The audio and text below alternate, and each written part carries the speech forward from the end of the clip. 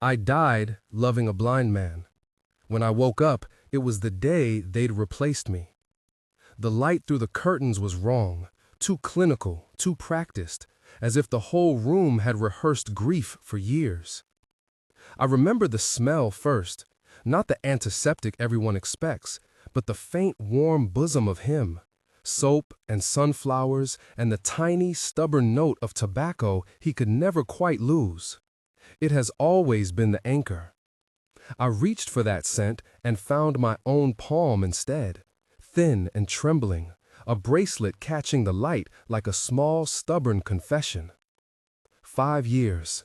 That number lived under my ribs for a long time before it settled into a word, then a memory. 5 years I had given him the shape of a life, the rhythm of waking, the way to fold shirts, the meals that ate the last hour of the afternoon. I learned his silence the way other people learn a language. I mapped the mole at the corner of his smile. He would call my name in the dark and swear he would never forget me. He wasn't a promise made lightly. He was a promise I built the house of my days around. They burned that house down. My parents, Mr. and Mrs. Glenn, are very good at kneeling in public. They read prayers at charity dinners and smile on stages while their fingers tighten when no camera watches. They had a favorite daughter, Juliet. She is a soft, dangerous thing, not cruel in the cheap way, but used to being handed the room already warmed by someone else's labor. If Juliet was a plant, she would be a pampered greenhouse specimen, watered by hands that never dirtied themselves. I was the work under the petals. They booked me a ticket I never meant to take. They wrote me a note full of sympathy and arranged for things that looked like concern. A necessary trip to my aunt's, a medical follow-up that required blood taken and signed forms, the kind of paperwork that reads like care but is really an erasure. They taught Arthur a new face to place in the empty chair beside him. They taught him Juliet. They did the small, careful violences you only notice if you are the one being taken apart. The way they interrupted me mid-sentence. The way they laughed at the things I loved as if they were indulgences. The way they spread a rumor until the neighbors spoke it for them. They made me a story. Stories are lighter to carry than people. The day of the trip, they gave me a bracelet. A simple thing. Brass beaten into a thin band with a small bead of lapis set at the seam. Every day of the 5 years, he would see that bead and laugh. 7, he would say, because once, late and drunk and terribly tender, he'd called me by the only nickname he'd ever managed that sounded like solace. He said I smelled like sunflowers that summer, and he pressed the bracelet into my hand like a promise you could wear. They took the bracelet too. I remember being shoved into a cab with a perfunctory kiss that smelled like the money it had been bought with. I remember the plane's engine thrumming like a heartbeat I couldn't feel. It is possible, of course, that I could have fought harder. It's possible I could have screamed and made someone notice. But when your family has spent a lifetime teaching everyone that you are fragile, a scene becomes a proof. People quiet down. It is what monsters count on. They humiliated me in a room that wasn't arranged for compassion. Then they humiliated me in one that was. They staged my confession as if the cameras were in their right, not mine. They called me unwell, called me unstable, called me dramatic. They took away the threads of my life and braided them into a lie that suited them. The worst was the morgue. They locked me in cold rooms where the lights went on and off as if even electricity had forgotten my name. They made me sign things I didn't understand. They asked me to tell a story that erased the one I lived. "Forgive us," my mother whispered later, as if pity could be an anesthetic. There was no cruelty in the whisper. There was calculation. They wanted a clean severing. They wanted the world to watch me die quietly, so they could install Juliet in my chair and keep the applause. I did not die quiet. They pushed me to the river on a night made for forgetting. There is a kind of panic that is precise. The water closes your ears and solves language by swallowing it. I thought I had no fight in me left.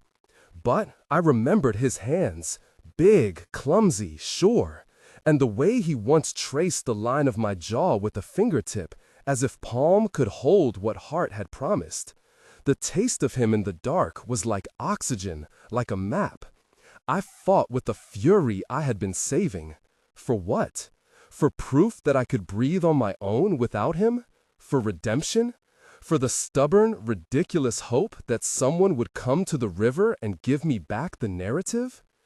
They left me where the city keeps the leftovers of tragedy, and the neighbors keep their eyes averted. I died with the bracelet clenched in my fist. When I came back, when the world condescended to give me time again, it did so by dropping me into that very morning like a cold, wet coat, the day they replaced me. The revelation was immediate. My knuckles matched the memory of the bracelet's indent. My chest still held the rasp of that final breath as if it had been saved. I did not weep. If there was one thing death had taught me, it was that everything is fragile, and therefore everything can be chosen. My vow was simple and polished. I would not be a footnote. I would not follow the story they wrote for me. The memory of him who loved me poorly would not lead me back to being small. I would take everything they had given me and lay it open in daylight. But I would do it on my terms. From the beginning, I understood the choice I would have to make. I could stop the wedding, storm in with a righteous shout, pull a veil away, reveal the bracelet and the lies, and watch the family's empire tilt. I could stand in a courtroom, present my case, and hope that the law's slow machinery would care about the shape of my 5 years. Or I could do something colder and, perhaps, more effective. Let them make their charade public, then puncture it where it would hurt the most, in their reputation, their money, and the way everyone chose to look away. Letting the wedding happen would not mean I forgave them. It would not mean I accepted Juliet as a partner in the pure human sense. It would be a trap. The wedding would be the smallest, most public stage on which their lie could collapse. It would turn witnesses into accountants of their shame. It would force the whole family to be seen. I did not come back to stop one man's misguided vows. I came back to dismantle the scaffolding that allowed a person to be erased. I wrote the plan down in my head with hard, small sentences. I would gather proof. I would make sure the chain of custody for each piece of evidence could be followed from my hand to a judge's desk. I would not watch Arthur's humiliation for my own pleasure. I would use the spectacle they wanted to bind him with and convert it into a weapon they couldn't pretend was accidental. There are subtleties in revenge that taste like mercy when done with restraint. This was one of them. If you think you want to hear the whole thing, stay with me. The first step was the bracelet. Juliet thought she tucked it away, the way people tuck away evidence, in the back of a drawer where breath can't find it. She had taken it and worn it once at a luncheon, fingers busy with champagne, laugh polished into the right shape. She was careless in ways only the privileged can be. She dropped things because someone would always pick them up. I found it months later in a velvet box in her dressing room, a room around mirrors that always showed the best light. I didn't take it. I looked at it like a surgeon studies a wound. I photographed it twice. I left a fingerprint where no one would think to check. I slipped a strand of my own hair into the lining of the box and taped it in place with a sliver of a business card from a florist I'd visited the week he promised forever. Evidence is a performance when you want it to be convincing. Each small action had to be plausible to the family and invisible to their watchers. Records were harder. The gland's touch with bureaucracy is precise. They know how to arrange signatures and medical files like puppeteers taming paper. I found the hospital nurse who'd been paid to alter the allergy report, a woman with dread in her bones who had used the money to feed her child. She did not want to help me at first. Helping me meant admitting she'd been part of something ugly. I didn't ask for absolution. I offered her a reason to be brave, immunity, and a small amount of money that would erase the debts the Glens had left her with. She cried when she handed me a photocopy of the original report. Arthur's allergy had been recorded as severe to provoke a blood transfusion under the pretext they needed compatible donors. They had turned my existence into utility. I read the report in a rented room and felt old inside, like a book someone had used as fire. The recordings were a different animal. Voices remember things, faces forget. I had kept a recording, foolish perhaps, but I am sentimental in the way that people who are starving are sometimes sentimental about the last crumbs. It was a voice note saved on a phone I'd left in Arthur's study during a visit years ago. I had spoken to him, recorded the conversation when I couldn't trust that the walls in the Glen house were not carrying my words elsewhere. In the message, I had said things we had both meant. If you can find the smell of sunflowers in a city full of diesel, you'll know who I am. I had laughed, he had coughed, we had agreed on meaningless future plans because we were afraid of naming what would happen if we didn't. A maid who loved the work and hated the lie slipped me a change of clothes and the address of a pawn shop where Juliet had left a vintage brooch for appraisal. People sell things when they are trying to forget or when they are trying to set traps. The brooch led to a clerk who remembered the bracelet because he had polished it for Juliet and been paid in hush money to do so. No small part of this story came down to people who kept tiny loyalties because they could not live with themselves otherwise. By the time I had my evidentiary bed, bracelet photographs, the allergy report with its forged signature, the audio file, I knew my plan's pressure points. Arthur's recognition, the Glen's public face, and the social currency that made their lie function. I needed Arthur to have a reason to look, not to be forced into a scene where he would only be hurt. I needed curiosity, a seed, not a shovel. Arthur's eyes had been closed for a long part of his life.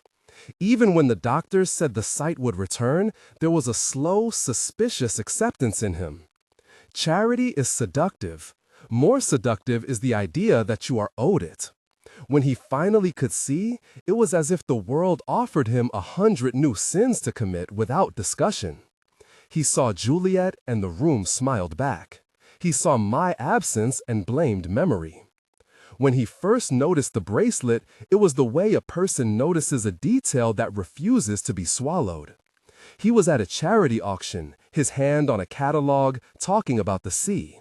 He felt the lapis bead as if it had been under his fingers all along. Then he frowned and asked aloud who had given it to him. A maid muttered the wrong name and turned away. He looked, and the look dug clean and hard, as if he were trying to align a misread map. The wrong name lodged in his throat like a splinter. I watched him from across the room, heart clattering against a cage of years, and made a choice. I would not step forward. I would watch the way he processed the world with his new eyes.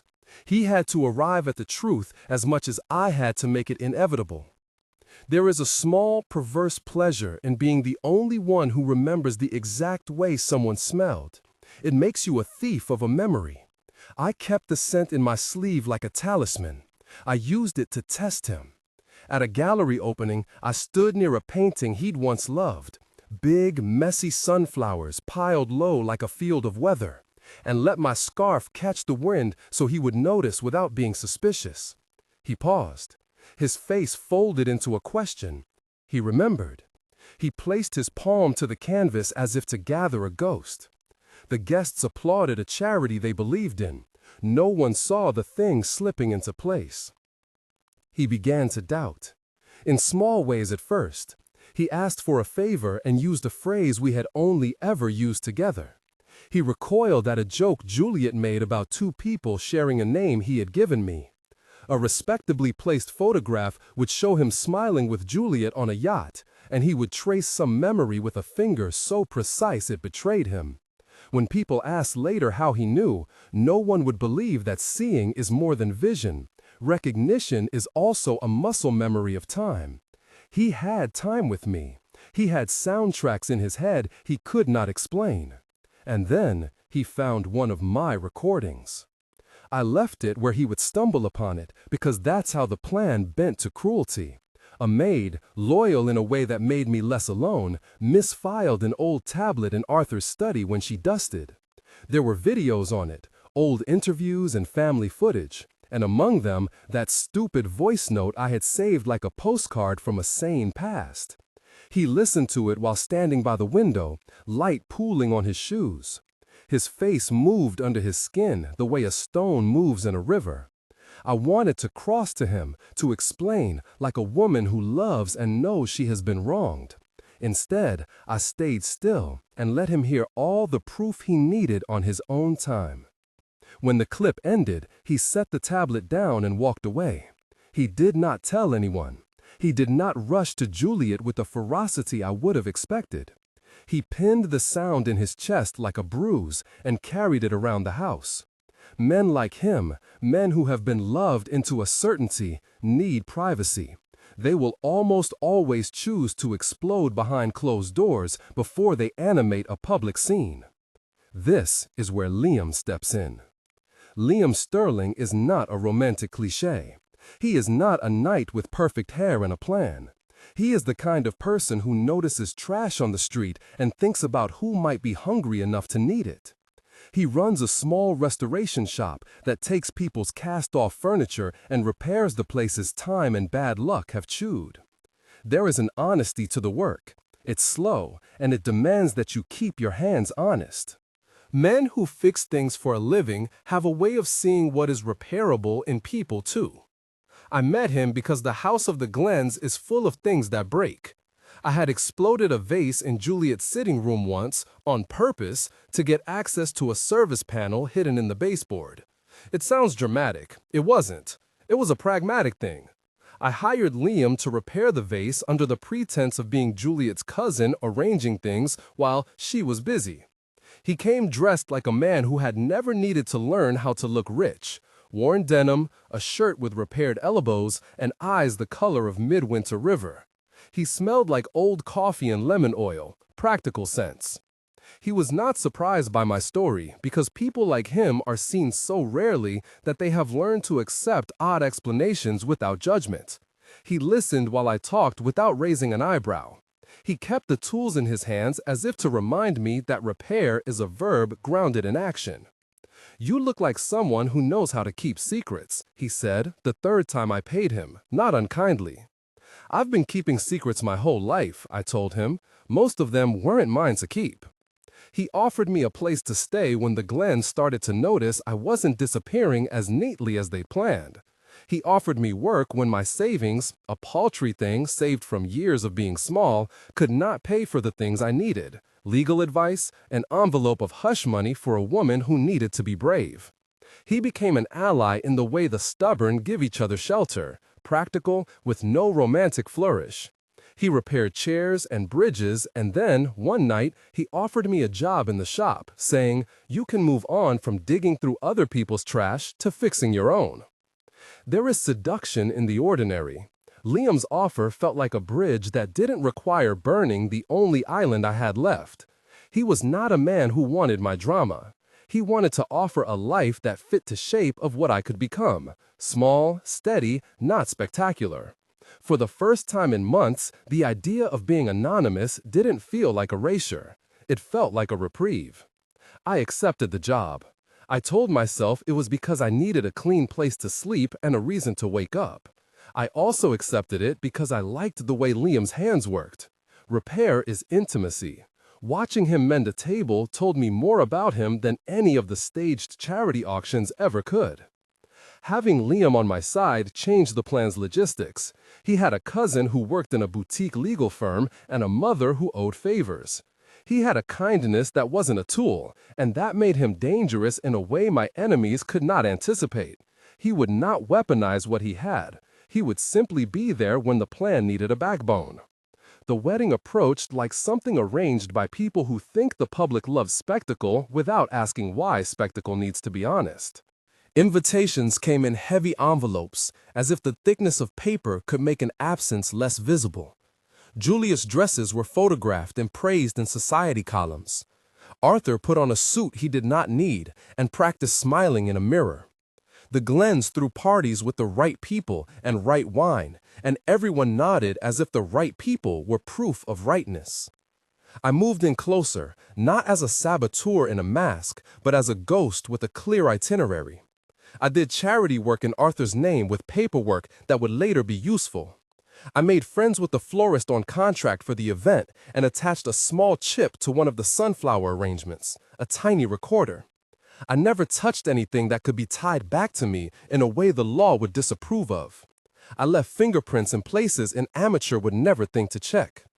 When Arthur confronted Juliet in the library over something small, a phrase she used as if it were a ring of ownership, he did so quietly. I saw him stand in the doorway, face hollow like a man who has smelled smoke in a house he built. They argued about a triviality, and he walked out without naming the larger wrong. He wanted to be sure. He needed to be certain before he made the problem public. That hesitation is why I let things move forward. His uncertainty was the crucible I had been waiting for. If he had roared at the first sign of a crack, the Glens could have spun a narrative of confusion, of a man who was becoming paranoid. If he questioned publicly before being sure of the facts, their lawyers would have had time to rewrite everything as a messy, private dispute. So I waited. I watched them at a lunch the week before the wedding when he trailed his hand over the tablecloth and muttered, "7," to himself. People who overheard thought it was a nickname, nothing more. Juliet smiled across the room, untroubled. My throat felt like someone had threaded a wire through it. For a second, I almost walked across the gravel and told him everything. Instead, I went home and wrote the list again. The proof lined up like shots in a forensic drawer. Liam watched me work and said little. He knew the magnitude of waiting. You cannot make a public person see privately. You can only place a mirror where the light will be too merciless to ignore. 2 nights before the wedding, he came to my door. He smelled like a storm. He did not knock. He opened the latch and stood there for a long time, like he had been rehearsing the simplest civilities in his head and failed to remember them. When he came inside, he looked smaller than the charity photographs ever showed. The first thing he said was not about Juliet or the wedding. It was about the bracelet. "I thought I had imagined it," he said. "I thought you were supposed to forget," I finished for him, "because there is always someone who says the final necessary truth when another man is trying to tell it gently." I looked at him like a wound you check at night. "You were supposed to forget me the way my family taught you to."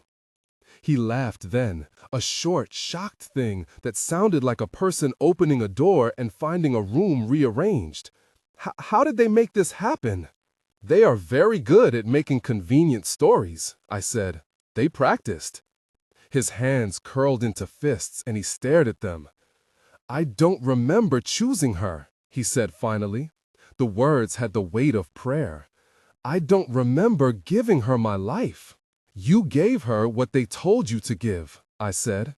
"They offered you a tidy version of a life you already loved.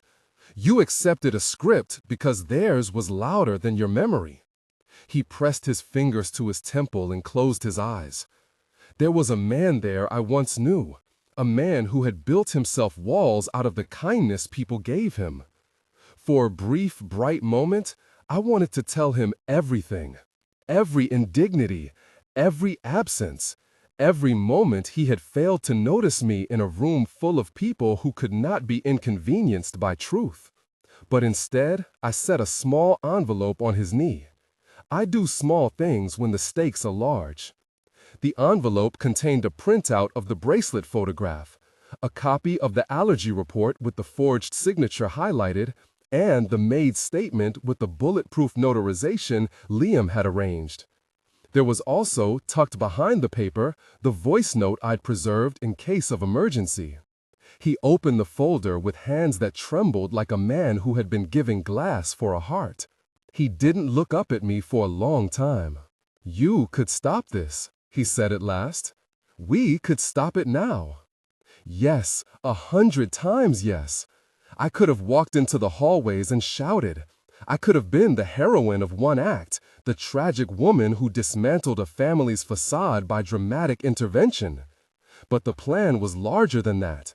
I watched him in the small biography of the lamplight and decided to be practical about the thing that had been essential to me, my own future. "This is not about stopping a wedding, Arthur," I said quietly. "This is about making sure they cannot do this to anyone else.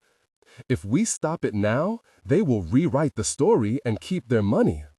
If we let it go through and their lies are exposed under the public eye, their empire collapses in the open. It will be ugly, but it will be final." His expression changed. You can see the shape of a man beginning to understand that the world does not bend to his grief. He had been taught, like the rest of them, to think in private remedies. He wanted to repair the damage by himself. He wanted me back. That was an innocence I could not afford him. "If we let it go through, people will say we wanted spectacle," he said. "They'll call us cruel." "They will say things whether we are cruel or kind," I said. "This isn't cruelty, Arthur. It's a surgical exposure for a family that specializes in skinning people alive and pretending it's a charity." He stood, pacing with the bare rhythm of a man crumbling a little at the edges. "Will they forgive me?" he asked, voice raw in a way I had not heard from him in 5 years. "That is not for them to decide," I said. "If you want to be forgiven, start by being honest." He looked up then, and for the first time in years, his eyes had a clarity that frightened me.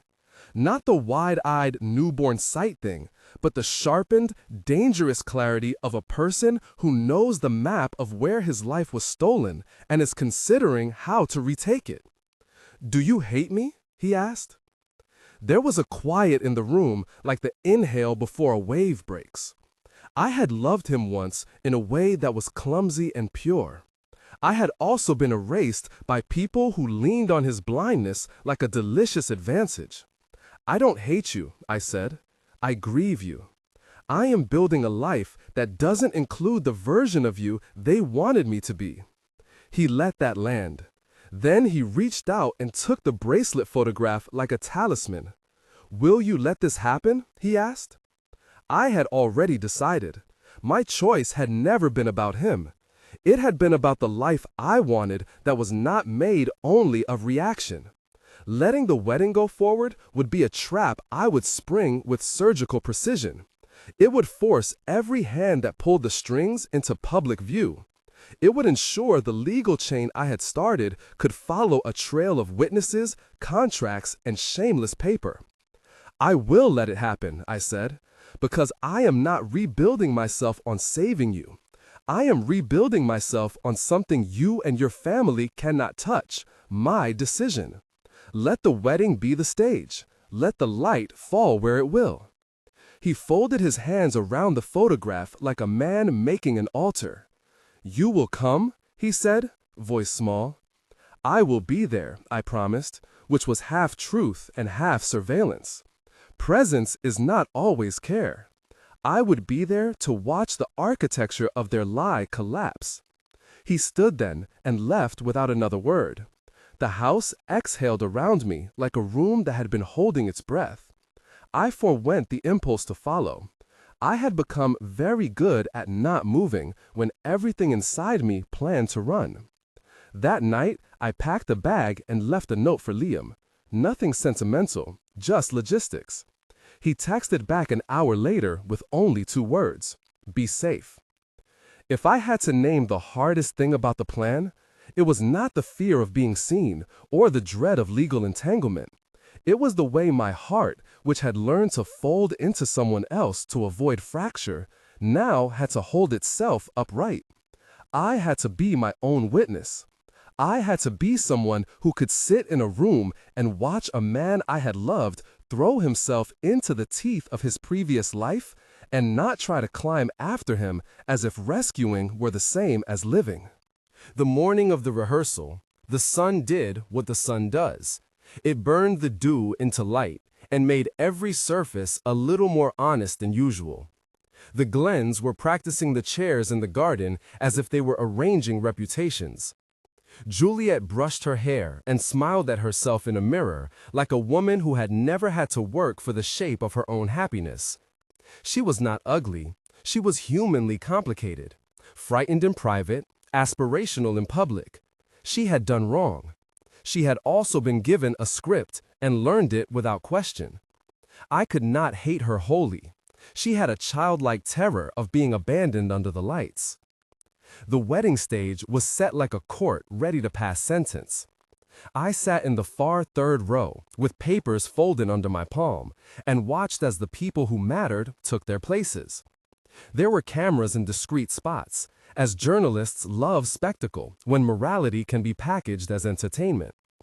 There were friends who smiled and brought small casseroles, the kinds of people who make life look seamless. And there was Arthur, clean-shaven, astoundingly lost under the public's concept of him. Juliet walked down the aisle like a woman walking through glass, beautiful, careful not to cut herself. She looked at Arthur with an expression I couldn't read. I watched their exchange and felt my body decide to become a thing made of quiet rather than rage. There is a point in every long con when your hand has to stop making noise. A trap that whistles is not a trap. I had placed my pieces, the recordings, the printed reports, the maid's notarized statement. I had witnesses who would come forward if the wrong person tried to sweep the story away. I had the law on the edges, ready to move as soon as the public scaffold collapsed. I did not, in the end, stand. I sat through vows that sounded like rehearsed hope and felt nothing like reconciliation. Arthur's voice trembled at times, filling the space between syllables with something that might have been grief or recognition, or the sudden dawning of a man who finally saw how skillfully his life had been edited. He pressed the bracelet photograph into his palm under the linen of his suit, as if to check that it was real. When they kissed, the camera flashed like a small electric verdict. I let the shutter of my own eyes fall as if I were letting them have the moment they had bought. People later would ask me, why didn't you stop it? Why would a woman who loved him, who had the evidence at her fingertips, allow the exchange of vows? Because sometimes the most loving thing you can do for yourself is to let the thing you cannot have happen in public where everything that made it possible will be exposed. Because revenge that is surgical is also mercy. Because an empire built on erasing people should crumble in plain sight so that no one else will think it a good template. I stood when people clapped, not to interrupt, but to mark that I had stood on my own. I walked out of the garden and into the small anonymity of the alley where Liam sat in his old van, tired but watchful. He gave me a look that meant, you did what you had to do. He did not ask what I had lost along the way.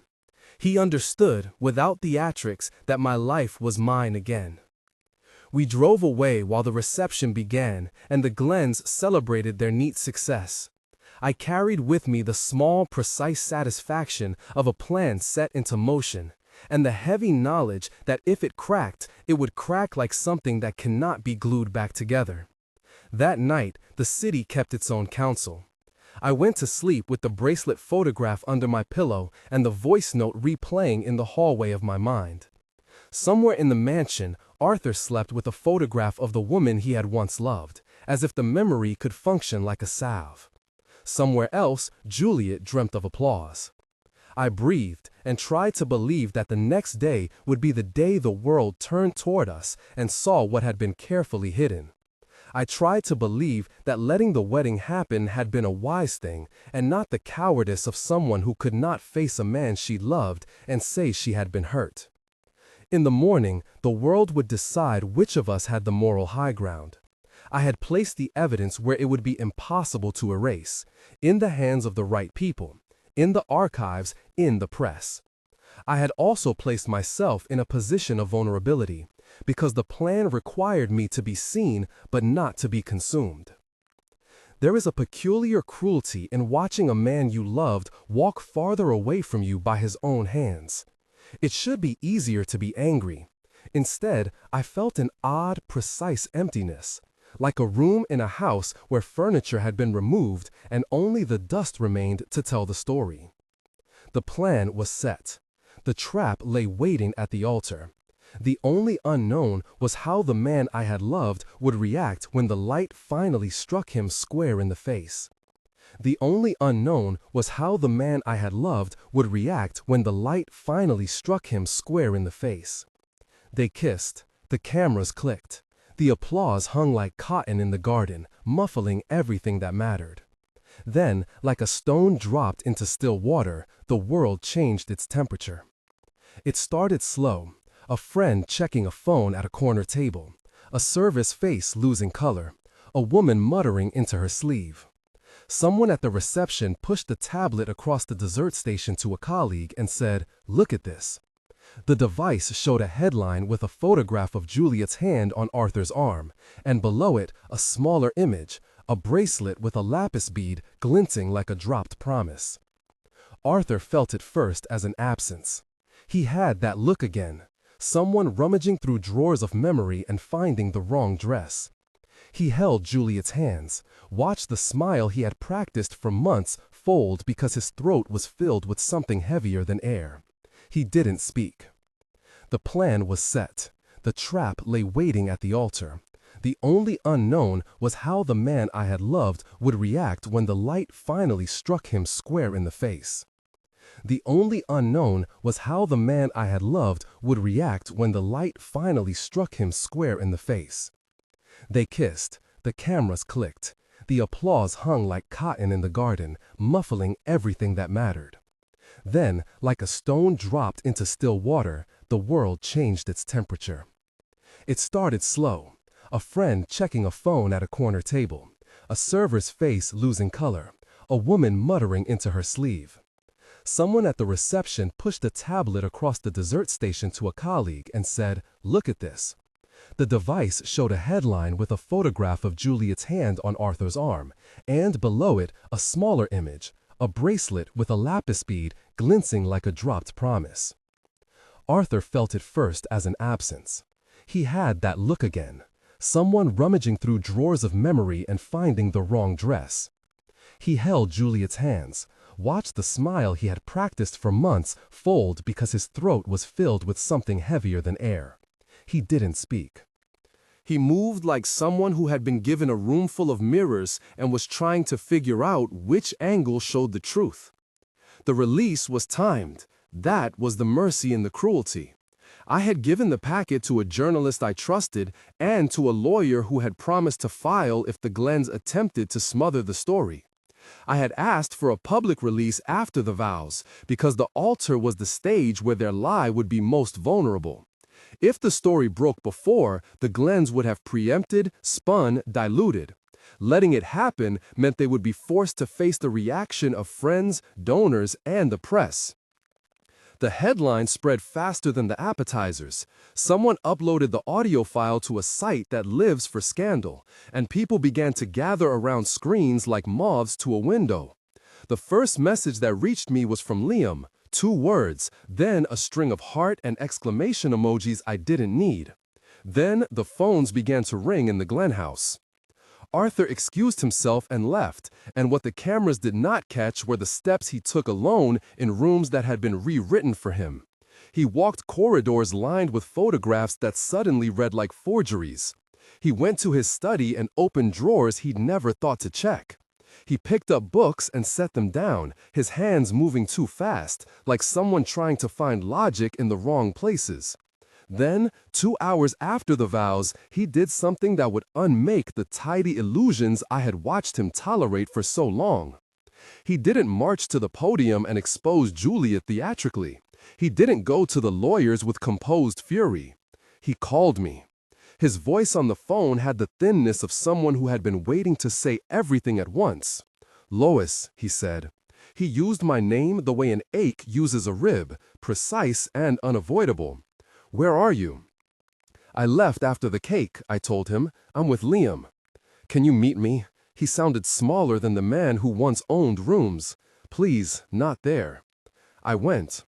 We met in a diner that had not known the Glen's light. The place was cheap in a way that felt like honesty. Chipped formica, coffee that arrived in a pot with the ghost of many previous steams. When he sat down opposite me, he looked like a person who'd been lifted out of a picture frame and found dirt on his cuffs. He had the bracelet photograph clutched in one hand like a rosary, and my voice note saved in the phone like a guilty talisman. I listened to it 3 times, he said. I don't know how I forgot. I don't know how they taught me to forget. They taught you a comfortable story, I said. They taught you what they needed you to be. He pressed his forehead into his palms, and I watched the man sift through regret the way one weighs small stones. For a second, the old tenderness rose like a tide. The way he used to make tea and forget the kettle, the crooked promise in his laugh. But tenderness is an old tool for someone who has been erased. It was not enough for the way my life had been cleaved. I didn't mean to, he began, and then, breathing, I didn't mean to marry her. That was not news. What he meant was he didn't intend to be coerced into a life that made him comfortable enough to stop looking. What he meant was he wanted me back. The confession came like a winter draft through the window. Arthur, I said slowly, because there were decisions that lived between a softening and a steel. This is not about you wanting me back. This is about whether you will let them keep doing this. He shook his head as if to clear it. What if I stop it now? What if I go to them and bring it all down? I can make them pay. Paying is not the point, I replied. If you stop it now, they will create a narrative about your confusion, about grief, about how memory betrays. They'll have time to rewrite the documents. They'll bribe a witness, buy an affidavit. The things I have will mean nothing if they can dress them up with doubt. We sat in the diner with the small clatter of plates, and I watched the unease slide across his face like tidewater. You will let it happen, he said, and his voice had the tone of someone caught between pleading and court. I am, I confirmed, because the fall will be more complete if it occurs under lights and with witnesses. Because I refuse to build my life out of saving you.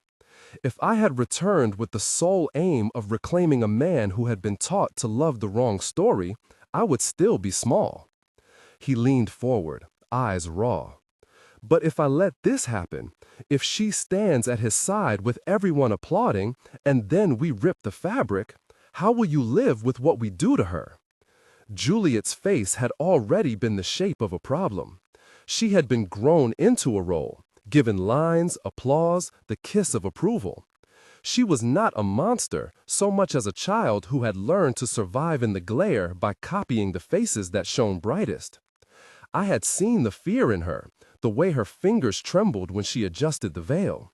She might have been a conspirator, she might have been a beneficiary, she might have been both. That complexity was part of why I had never wanted a televised crucifixion. I won't humiliate her, I said. I won't make a spectacle of a person who is frightened and small. The point isn't to watch her fall and revel. The point is to ensure the structures that allow this to happen are removed, the money ties severed, the legal papers exposed, and the people who made choices pay for them in the courtrooms and among their peers, where power is measured in trust, and trust is something you can lose. He held my gaze, the way a drowning person might look at a life ring. So you'll let them have it until the damage is visible. Yes, I said, and then we'll take it away so it can never be propped back up. He looked at me as if trying to memorize the shape of someone about to become a stranger. Do you hate me? He asked. I do not hate you, Arthur, I answered, but I cannot be your remedy. His hands trembled. He reached across and took my hand as if to anchor himself to something true. The contact was brief. Not the old, easy intimacy, but the last desperate hold of something that had been hollowed out. "Please," he whispered, "come to the inquiries. Please, don't let them erase you again." "I will be there," I promised, "not to be reclaimed, but to be a witness." I thought, briefly, that the worst of it would be the public courtroom or the columns of society pages. I thought the Glen's downfall would arrive in letters from donors and in meetings where chairs were quietly taken away. I had not guessed he would choose a storm instead. 3 nights after the wedding, when the press had begun to gnaw at the Glens and the company's stock took a small, sharp dip, Arthur vanished from his home. He left a note for his father that read like a torn apology and a list of the places he once walked when sight was a different thing. The riverbank, the old boathouse, the small pier where he and I had once watched a sunrise that smelled of diesel and regret. He went to the places memory had built for him, and he took measures that made a mockery of the courts I trusted. He called me at midnight. "Come," he said, and it was not a question. "Come to the boathouse." He had always spoken to urgency with a rhythm that made it feel like a kindness. Maybe because he believed deep down that those who loved him would rush. He trusted that their motions could right wrongs. I went, of course. If there is one thing the dead teach you, it is that you move toward chaos when it calls. I went because I knew his steps, and because I had to see the line he would cross. He met me there, in the light of a moon that did nothing to soften the things he had built. The boathouse was a skeleton of timber and memory. Rain had recently made a patchwork of the roof.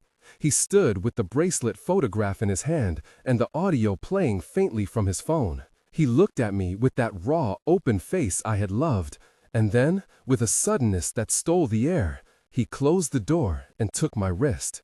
It was not a violent thing at first. There was a bewildered gentleness to it, as if he were trying to keep me from slipping away. "Lois," he said, "we can run. We can leave them. We can start over. I will—" "Arthur," I said, and the name was a sound like a verdict. "Don't do this." "I can't." He was unsteady, like a man on a stair that has lost its final step. "They stole everything. The world is built on their lies. If I get you out of here, then let go," I told him. It was an order and a plea. This is not protection. This is possession. He didn't let go. He stepped closer, eyes bright and panicked. "I will not let them keep you," he said. I didn't then, and I'm not going to now. That was the moment that carved a clear line between what he had loved and what he had become. He was not trying to hurt me in a physical way, but the gesture carried the freight of desperation that tips a person from tenderness to coercion.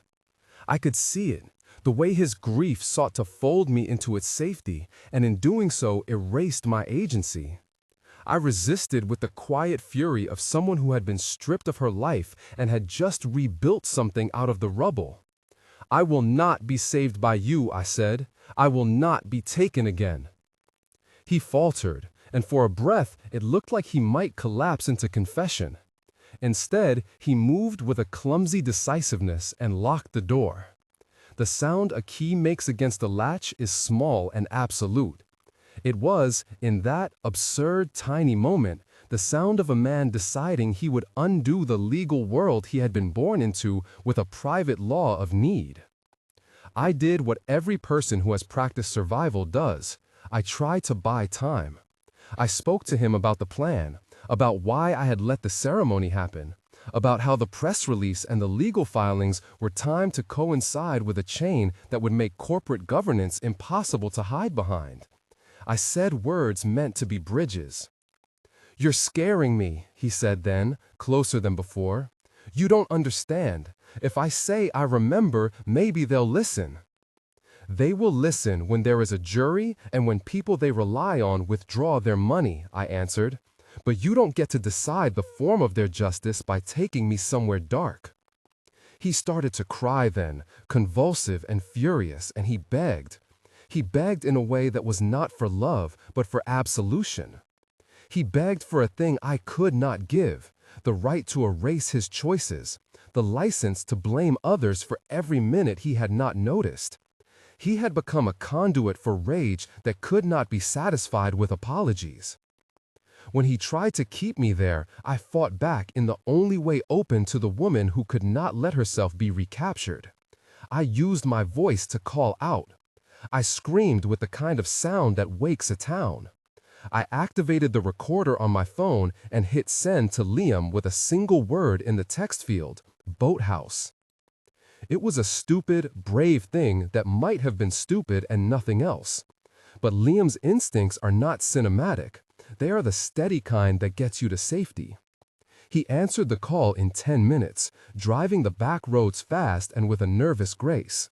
He arrived with his van and 2 other men who owed him favors, not the theatrical cavalry of a film, but a pragmatic force, fueled by loyalty and hot coffee. Arthur stood like a man who had been unmade. He did not look at us when we broke the door. When Liam pushed inside and I stepped free, Arthur's eyes were a collapse of light. He didn't fight when they took him into a chair on the pier. He did not physically resist. What he did was make a decision in front of us that would change everything. He chose to confess loudly, publicly, and without artifice. He spoke in a voice that peeled away the glamour. He admitted to the things his parents had arranged. He recited names and dates and invoices with a precision that betrayed how much secrecy had been woven intimately enough into their lives that he knew the thread count. He apologized to me in a way that tore. He denounced his parents, calling them by the names I had always wanted them to be: perfumers of charity, architects of erasure. In the thin, wet dawn at the boathouse, he surrendered. He made confession the shape of a person who'd chosen to be honest, not manipulative. Police arrived because someone had called them in the minutes after I had texted Liam. They took statements. Arthur didn't flee. He didn't scream or brandish a weapon. He was, suddenly, a man who realized he had nothing to guide him but truth. He said things that would be used against him by those who had relied on the state's lingerie of respectability. He was arrested for holding me against my will. The charge was precise and terrible: false imprisonment. It was an ugly ring to add to an already messy chapter. He was handcuffed with the same mechanical kindness the law offers people who have fallen through society's cracks. He asked in that moment one raw question: "Will you testify for me? Will you help them understand I'm not this man they say I am?" It would have been possible to go back and plead for his humanity, and for the people who had been his teachers to see his brokenness as redeemable. But then the law does not measure erasure in hearts. The law measures actions. "No," I told him, "I will not be your savior." You might imagine that the arrest would end the story, a tidy legal punctuation that the presses could file away. It did not. Arthur's confession triggered an unspooling that the Glens had no script for. Board members resigned because donors called their phones and asked hard questions.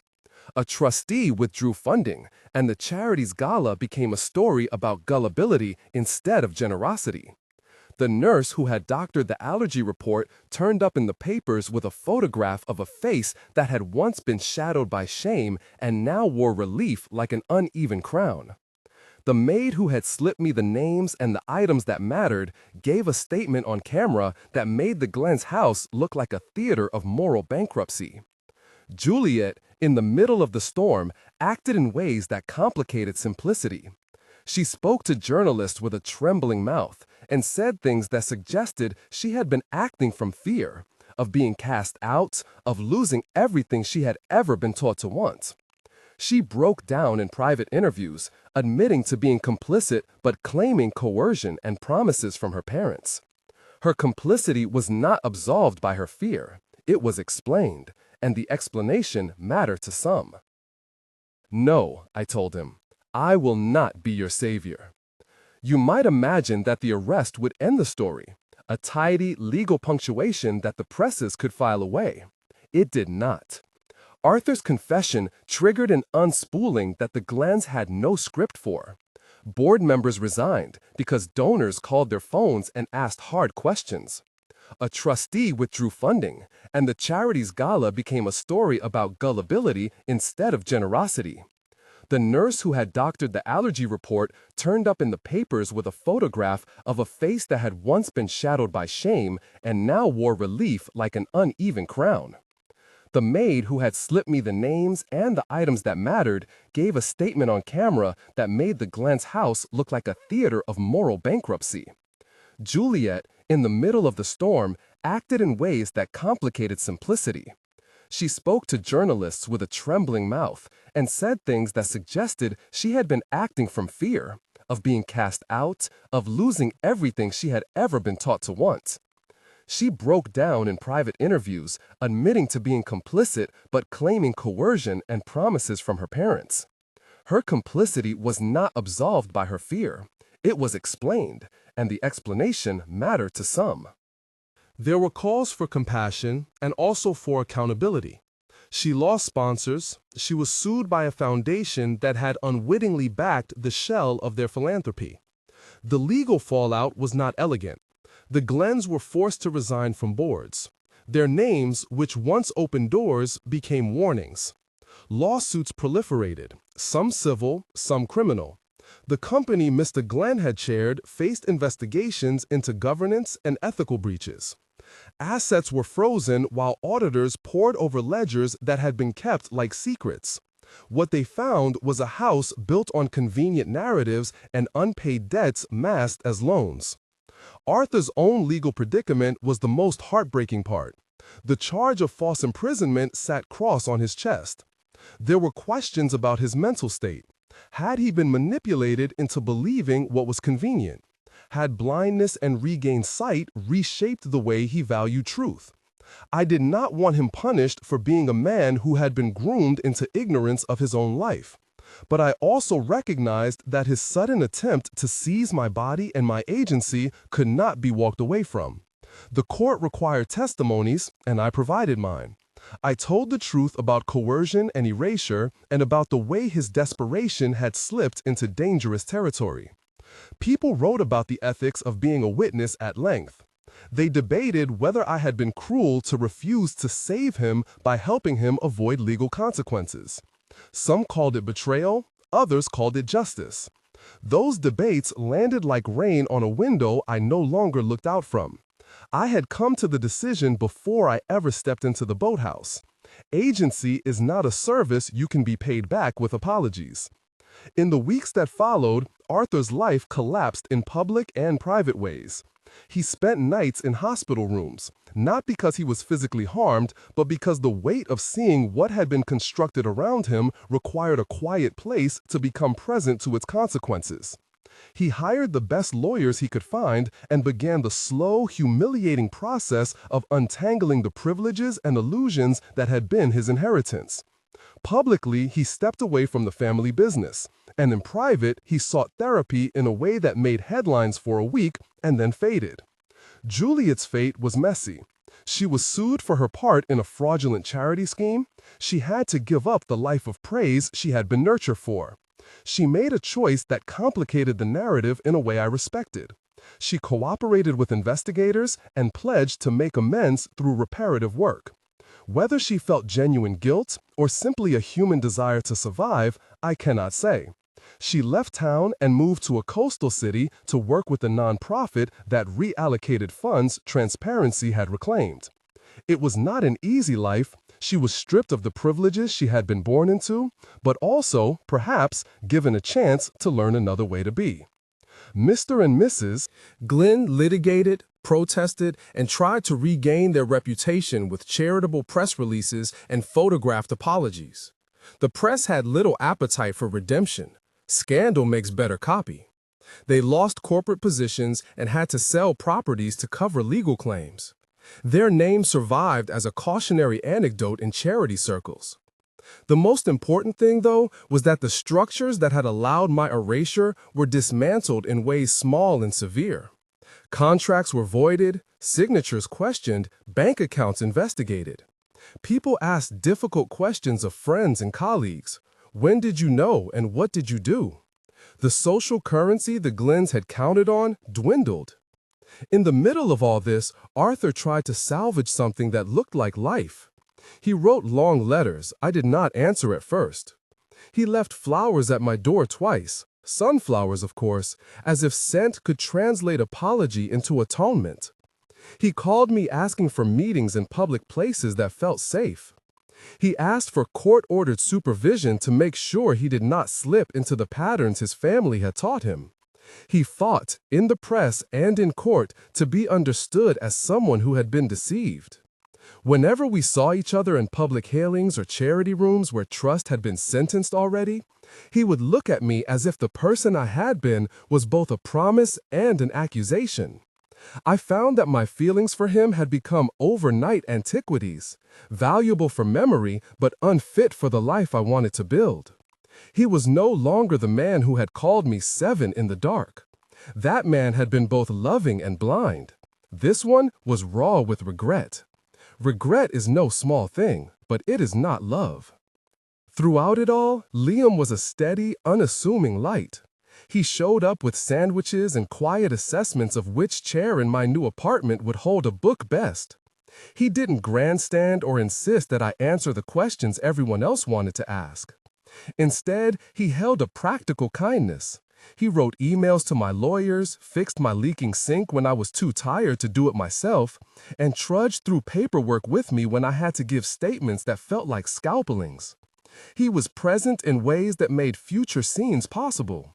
He was late-night company who boiled pasta when I couldn't remember how hunger felt, a man who listened to my plans without trying to edit them into grand gestures. Liam's mother put me in touch with a grant writing class when I confessed I wanted to start something that had nothing to do with charities spun by press releases. I enrolled, and slowly, inches at a time, I built work that took my small, specific skill set into a life I chose for reasons only I could understand. Fixing what was broken, whether chairs or lives, is a slow art, and I began again, not out of spectacle, but out of craft. Liam's mother put me in touch with a grant writing class when I confessed I wanted to start something that had nothing to do with charities spun by press releases. I enrolled, and slowly, inches at a time, I built work that took my small, specific skill set into a life I chose for reasons only I could understand. Fixing what was broken, whether chairs or lives, is a slow art, and I began again, not out of spectacle, but out of craft. There were moments where the old grief snuck up on me. Walking past a gallery with a sunflower painting, smelling soap and tobacco on a stranger, hearing a nickname in the wrong room. Sometimes I woke in the night with the weight of 5 years in my chest and the soft phantom of the bracelet's bead under my palm. Those nights taught me to be tender with myself. I learned that resilience is not a straight curve, it is a series of stitches. I did not, in the end, take pleasure in Arthur's collapse. There are people who think revenge is a sport. For me, the design of my plan was to remove the systems that enabled the theft, not to savor people's unmaking. Watching the Glens falter was not catharsis. It was the establishing of boundaries. Justice took many forms. Legal settlements, resignations, and counseling programs set up for those whose names had been used as props. Some of the outcomes were unsatisfyingly small. Some of them were complete. People whose careers had been built on applause lost what they needed to lose. Juliet worked in a soup kitchen for a season and learned competence instead of entitlement. None of these were perfect penances, but they were real. Arthur did not re-enter my life as the man who could straighten the fractures. He sought healing, he sought quietness, and to be held accountable. He wanted, at times, to be forgiven, and he wanted an improbable project of restoration. I offered him my truth, and no more. We met in hearings where our statements were read into the record, and where his lawyers sought mitigation, by telling the wrong stories of upbringing and grooming. He pleaded guilty to a misdemeanor connected to the false imprisonment charge, and agreed to a psychiatric evaluation. The court mandated treatments and community service. The judge's decision felt like public acknowledgement that people can be both victims and perpetrators in complicated arcs. I went to one of his therapy sessions once. It was public enough to be safe, private enough to be real. He spoke about the numbness of privilege and the danger of being fed a story you never had to check. He apologized with a depth that hurt, and then he turned the sentence into work. He volunteered at a clinic that advocated for people who'd been harmed by systemic secrecy. He looked like a man trying to build a penitent's life out of laced hands and honest labor. There was a time when I wondered if I would ever let myself be tender again. The answer came in small domesticities. Liam teaching me not to overwater plants, me learning to make a sauce that did not curdle in the pan, us falling asleep in chairs after painting a bookshelf. These things are not fireworks, but they are better. They are slow claimings of a life that does not require proving. I did not forgive the Glens in any sweeping poetic sense. Forgiveness felt, in any meaningful way, like a currency I was not obliged to spend. I chose instead to refuse them the power to name me. I stopped taking calls from the old house. I sold what I could of the things they'd given me that were sentimental only because they had been used as levers. I bought a plant that leaned toward the light and kept it by my window like a small, persistent promise.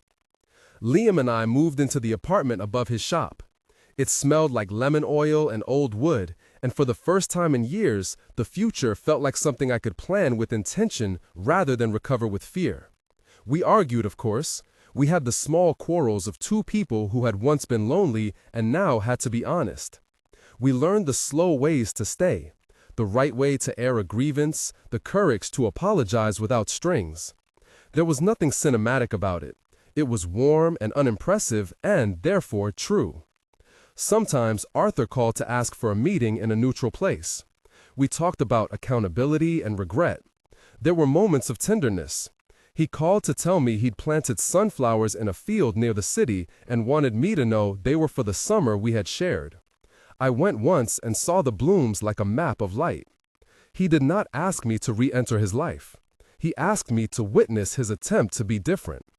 I loved him once, with the kind of devotion that had undone me. But love does not always mean returning to the same place you were hurt. Sometimes love means recognizing that your life must be built on better materials. In the end, the choice to let him marry Juliet was one of the clearest acts of my new life. It was a decision born of strategy, morality, and a humble love for myself. It was surgical. A public collapse meant no backroom patches. It meant that finances could be audited and that contracts could be rescinded before more seats were bought in the theater of erasure. It was also profoundly an act of letting go. I chose not to be defined by how loudly I protested at the altar. I chose to be defined by the life I would assemble afterward. The aftermath taught me lessons I knew and some I did not. Power corrodes slowly but shows quickly when circumstances force it into daylight. People who profit from plausible deniability depend on you caring more about appearances than truth. The law is slow and imperfect, but it can be a scaffold when witnesses and evidence stand firm. Love can be both tender and dangerous. It can be used to make you small or to teach you to stand. Months later, at a small dinner, Liam took my hand across a table that smelled like rosemary and garlic and said something I had not expected. I don't want to be the person you retreat to for safety. I want to be the person you build with. He did not make a speech. He did not offer up a ring in a dramatic line. He folded his hands around mine and offered the quiet of a life. His love was not the fierce, ruinous thing that had once been built upon need. It was a steady material, the kind that allows you to make a home. I said yes because I'd learned that the bravest thing you can do is accept care on your own terms. I said yes because I had been reborn for myself, and this was the natural next move, choosing a companion who wanted me whole, not as an echo of a past miracle. In the months after the legal dust settled, I taught a class at the community college on archival care and how to keep a chain of custody for evidence. Not glamorous, but practical.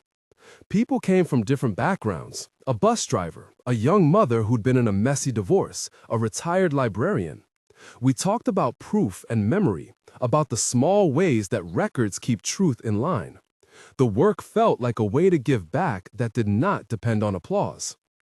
There were nights, still, when I would sit at the window and listen for the phantom sound of applause. There were mornings when the smell of soap would make my chest ache for a man who had been a version of himself I could no longer claim. But then a hand would slip into mine and the world would feel steadier. When I stand in the kitchen now, turning a pan with the same level of care I used to fold shirts for someone else's comfort, I think of the bracelet. I keep the photograph folded in a book somewhere because history demands witnesses, and because memory without evidence becomes story. The bead of lapis is a small thing that reminds me of a vow and of a theft and of the taste of sunflowers in August.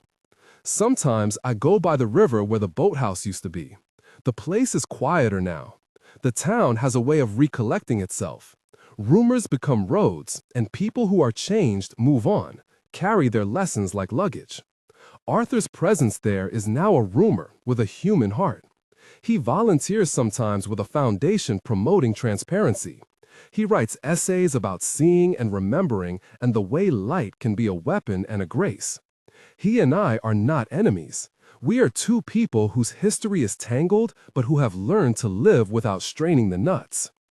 If you ask me, in the quiet of a room, whether I regret letting him marry Juliet, I will tell you the same thing I told him in the diner and at the boathouse. I made that choice so no one else would be erased in a well-lit room. The wedding was a stage, and stages are where scripts can be read aloud and then burned. The debt of my years was paid, finally, not by spectacle, but by the slow, ordinary reclaiming of a life. I died loving a blind man. I was reborn to choose myself. If this story landed on you somewhere between the scars and the stitches, tell me, what did you do when you realized a truth everyone else pretended not to see? If you stayed for the whole thing, subscribe for the next story. I promise it will be about someone learning how to grow sunflowers in a city that tried to teach them they were ornamental.